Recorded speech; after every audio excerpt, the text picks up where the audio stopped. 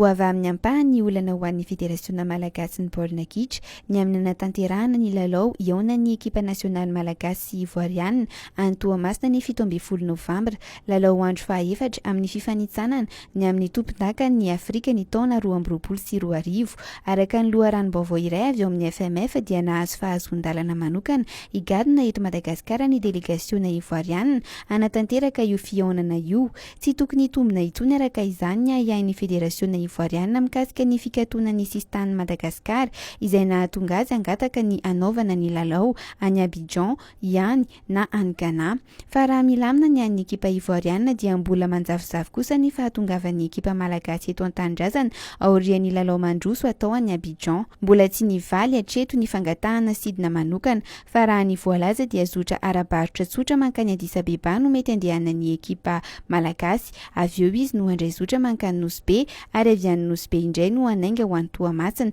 mety mbola andalo eto Antananarivo mihitsy aza satria tsy misy ny zotra mampitohy mivantana ny Nosbe sy Toamasina.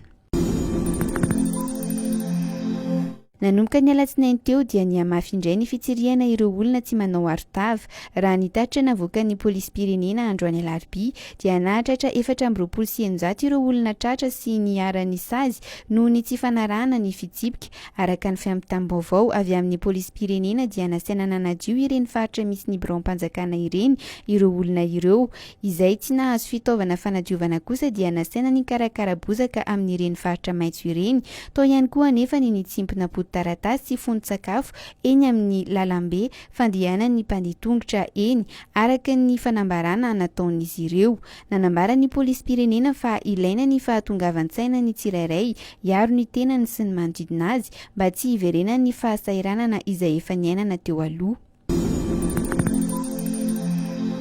Nanambara ny masoivoan'ny fitaterana an-tanindrazana ny ATT fa hihamafy ny fanaraha-maso eo anivon'ny fiara fitateram-bahoaka araka izany dia ampiarina ny lalàna efa misy io izy ka izay tsy manaraka izany dia voasazy ka tsy hisy intsony ny mpanelanelana anisan'izany ny fisintomana vonjomaika natanteraka ny taratasy fahazoan-dalana mamily raha toa ka tratra manao izany tsy fanaraha-dalana izany ny mpamily eo ihany koa ny fampidirana fiara ao amin'ny vala famonjana fiara. Izany fanapahan-kevitra izany dia noraisina noho ny tsy firaharahin'ireo mpitatra sy ny mponina amin'ny ankapobeny ny fepetra ara-pahasalamana ampahatsiahivina ny olona mampiasa fitateram-bahoaka fa mbola mitohy ny fiarovana ara-pahasalamana rehetra manoloana ny COVID-19 ho hiatrany ny ATT nanamafy.